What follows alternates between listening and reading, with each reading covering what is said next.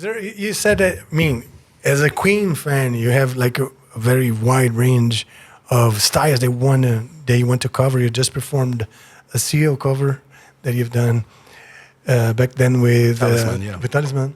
Oh, and actually, when I mentioned you from the Ingrid Malmsteen guys, you mentioned also Marcel Jacob, yeah. He was also involved with. He was with me in Ingve's band together when we did Marching Out and that tour. When I left, Marcel stayed one more year, and then he went back to Sweden. He did something with John Norum when John Norum left Europe, and then after that, he started Talisman, and he called me up and said, "I got these songs. I don't know what I'm going to do with them." It was supposed to be just a studio project on a small label, only released in Sweden, and all of a sudden, this became 19 years of my life. It's one of those things you never know what's going to happen. Yeah, that's very nice. And a guy like you, like so many different styles, and that said that it's hard to cover all of those. What are the things that you feel? You just mentioned that you still have stuff to do. What are the things that you still want to do? It's mainly it comes from every year, every few years, every decade. Sounds change, music evolves. People are coming up with different ways of writing and presenting music. Technology changes. All these different things give you new incentive. It gives you new inspiration to do things you haven't done. And that's one of the things. As I'm getting older, I don't want to repeat myself anymore. I don't want to keep repeating myself. I've done so many albums where this could be from that band, this could be from this album, from this year. I want to now evolve and just do things that feel good, that sound like it's me, but not sound like I'm just copying something I already did. Okay. And we had the discussion earlier. It's important, especially the band SOTO, that we evolve, that we push the boundaries, but we also do something that the people will accept and people will like. We're not trying to come up with some experimental thing where the whole album sounds like, but we always pushing the envelope, getting influence from other artists, other sounds, other countries, that to me is more exciting than just, okay, let's write an album that sounds like the last one. Yeah. It's always very hard. Yeah. So you guys are already talking about new songs and new albums. Yeah. Everybody's pretty busy this year. I can talk about it freely now. Edu's going to be doing about 16 or so shows with Mr. Big. He's playing drums for Mr. Big. A lot of people don't know this yet, but I wanted to. I couldn't say that I knew it. Yeah, I know you knew it. The thing is, he couldn't really discuss it until recently because they're working with Nick DiVirgilio, and is that his last name? Did I say it right? Yeah, DiVirgilio. And he's he's the fixture in the band, but unfortunately he wasn't available when they extended the tour. They were supposed to end, and he already had a commitment to go out and do. And we got these festivals, we got all these things coming. He couldn't do it, so I was so happy to do it. Zero land in him. Yes, it's not definite.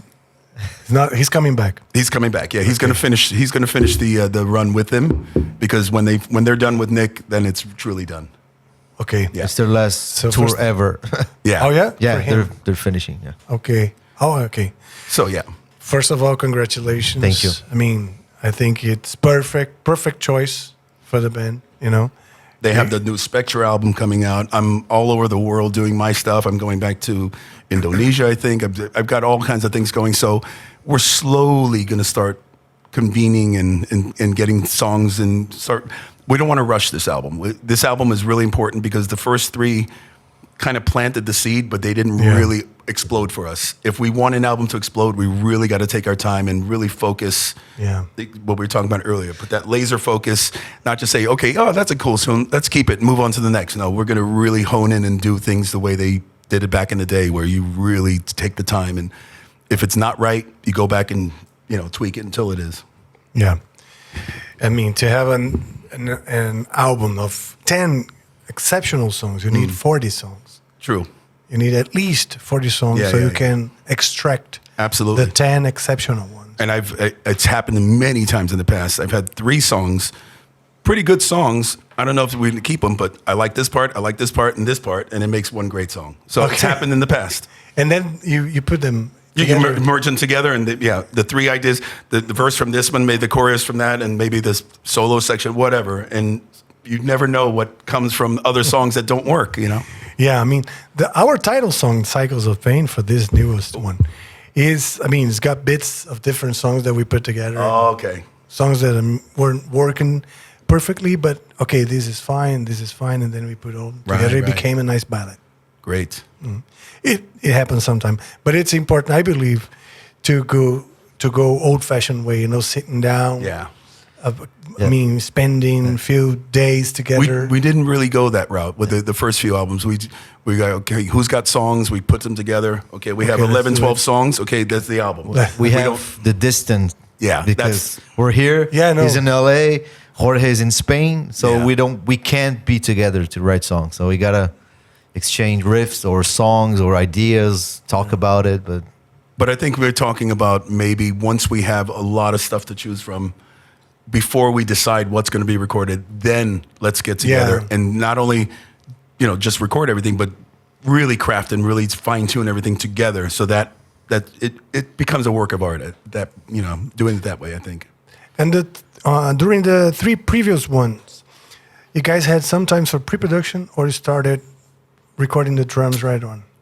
No, we just started right away. I mean, we have other writers, other Brazilian writers especially. It's amazing the influence that Brazil has meant to me as an artist, because it's not just the players in the band, but I actually have other writers and other people involved in the writing for. Nice. I mean, I've been writing with Leo since I think Damage Control, one of my solo albums, and we've written so many songs together, and he's contributed to SOTO as well, and Luis Portinari and Roger Benet. Yes. Yeah. So we have other people from Brazil. I don't really go to other countries because, for some reason, the writing things that really resonate for me. Maybe you can contribute something. Anytime, man. Anytime. I was thinking about it. Yeah. He's not even thinking about inviting me. I'm starting to get. I'm pretty sad. sure he has like 100 songs sitting there ready. 100 ideas, maybe not songs, but 100 ideas. I'm sure. No, you guitar players, you're creative in the sense of you're not just practicing and learning the stuff that you have to play on tour. You constantly, your brain is always going somewhere where, what about this? Ooh, I like this. So yes. I'm sure there's plenty of stuff lying around that maybe you didn't tap on, or we'll see. Well, I'd love to do it. That would be fantastic. Yeah. Okay, now I won't sleep. Just tell that Felipe to stay home. I'm just joking. That guy is one of. It's unbelievable. The players you have in this band are just unreal. Between Bruno and Felipe, and of course we got to use Felipe on the Sons of Apollo tour through South America, and it was such a joy. And it's. I got a funny story about that. We were so rusty because when we stopped the tour for the second album in 2020. Nobody listened to the stuff. Nobody touched the stuff until we came back to finish out the South America run in 22. And so I'm sure everybody listened and got focused and learning the stuff again. When we get to the rehearsals, it was a mess because they were forgetting where certain parts ended, how they went into other things. I mean, they knew it, but they just I messed that up. But when you're live, you can't just stop and start over. And there were a couple times where there were a couple missed portions and things got flipped around. And who was the one that turned it back around to us? Felipe. We're playing the song. Oh, we're lost. Where are we? Felipe turns around. We're right here. Everybody follow me. The new guy that came in, it was amazing. It was so funny. I was laughing inside because, of course, he came in and he fixed it for us. For me, it's the same. I'm all the time during Angra's concert, I'm looking at him, He's my reference of who is right in the band. Whenever it gets messy, I go, I know who's right. That's amazing. I know who's right, And him and Bruno, they're always the rhythm section. They're very tight. I think it's the best rhythm section this band's had. Yeah. Oh yeah, that's for sure. As great as the other former members were or are. I can watch you guys every day. It's amazing. Yeah. Good. Very good. BJ, you're too quiet today. I'm doing all listening. the talking. Yeah, I'm listening. You asked me a question. That's a mirror. Even me, I'm speaking more than BJ today. It's a miracle. It's a miracle. Okay, I know you guys had a long rehearsal session, right? Yeah. We had. I see that Leo is kind of tired. Okay. He just looks like that all the time. Yeah. It's just old and shitty. And bold. What's left from him? Right. Only kisses. But still kissing very well. Yeah. Vamos lá. Vamos falar um pouquinho do Spectra. Vamos? Vamos? Então teve o lançamento, né, do álbum. O álbum foi em 2021, o primeiro álbum. E a gente tá prestes a lançar o segundo agora. Que sai em julho, mas o primeiro single sai dia 25 de abril agora. Semana passada a gente gravou o videoclipe do primeiro single. A música chama Free Fall. Legal. Muito legal. A gente tá muito feliz com esse álbum, cara. Muito feliz, assim. Tô bem orgulhoso, assim, de todo mundo, assim, e da sonoridade. Essa vez a gente fez o Babum, nosso baixista, que produziu. It's great. The album's great. Cara, o som tá inacreditável, assim. Quem fez o outro, né, foi o Alessandro Del Vecchio, né, que mixou o outro álbum, né? Tá. E ele acabou de sair da gravadora agora, mas ele ainda tava na gravadora quando eu mandei o álbum, né? Que eu mandei no final do ano, a gente mandou o álbum, dezembro. E ele ouviu, e a primeira coisa que ele falou, cara, quem mixou esse álbum? Eu falei, putz, será que ele vai falar alguma coisa? Eu falei, cara, foi o nosso baixista, né? O Henrique e tal. Aí ele falou, cara, tá incrível. I'm jealous, ele falou. Olha, que legal, cara. Tá um som, tá um puta som, cara. E nesse disco a gente escreveu o primeiro, como ele falou, era o projeto deles, que eles fizeram tudo e a gente só reproduziu. Esse disco a gente escreveu. A gente fez algumas músicas.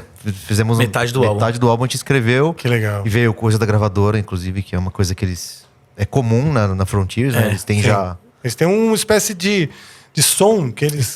De padrão, na verdade. Sim. Tem alguns compositores lá também, que eles gostam sempre. Puta, essa música aqui é legal, olha aqui, ó. Putz, isso aqui é muito... E a sonoridade vai ficar muito legal com vocês, olha isso aqui. Tem recomendações. Sim.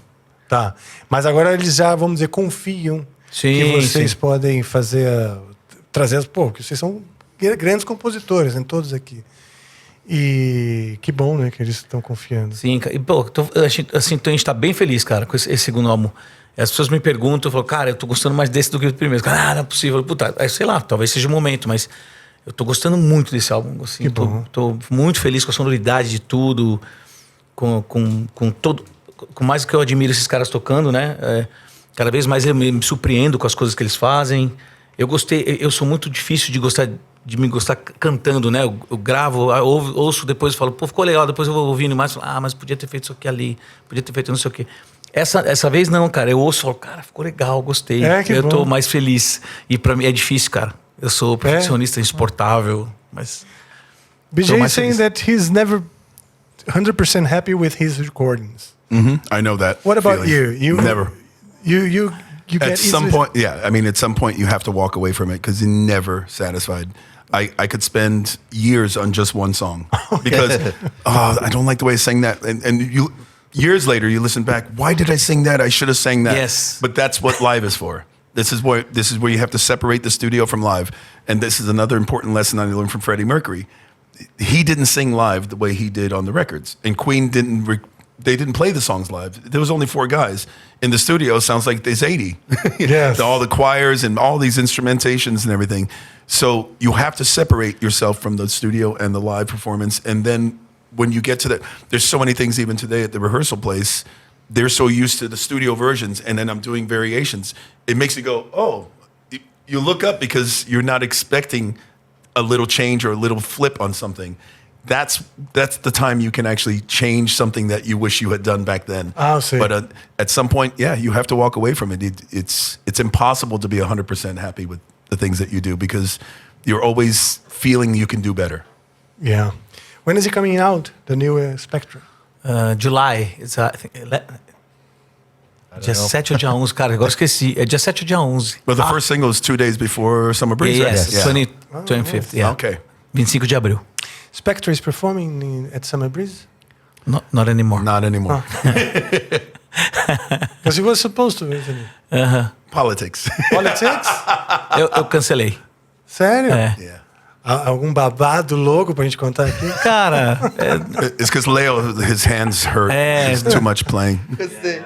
É que, cara, é assim, às vezes. Tá tudo bem, cara, só business, assim. Tem coisa que tem que ficar bom pra todo mundo. Sim. E chegou num ponto que não ficou bom pra gente e eu achei melhor a gente cancelar. Tá bom. Entendi. Eu entendo. Esse tipo de situação. Mas tá tudo bem, tá tudo certo. Tá bom. Tá tranquilo. I think you guys are playing when we're doing our sound check. Actually, the time that you're playing is when we're doing our sound check. It's crazy. Oh yeah, during I'm the hoping summer break. I'm hoping to not only be there for your set, but I don't know if I'm expected to sing "Tide of Changes" with you that day, but I don't know Hopefully. if I can make my way because we're on the other side of the complete other end of the festival with our It stage. might be too far to Man, do might everything. Finish and then run, change, and I have to see. I'm hoping It will be awesome. I mean, Yeah. the production, the whole production should be aware of it, Yeah. so they can make it work. You know. Unfortunately, I didn't even know we were going to get a line check or sound check, but they told us to be there at that certain time. And I look, hang on, that's the same time Angra's playing. Oh, great. That's bad. And Jalusik is playing the same. Yeah, same time, yeah. Come on, another stage. It's kind of I crazy. wanted to see Jalusik. I have to miss everybody. You're gonna have to stay in the middle. yeah. You know, and have a little bit of each ear. Yeah. Very good.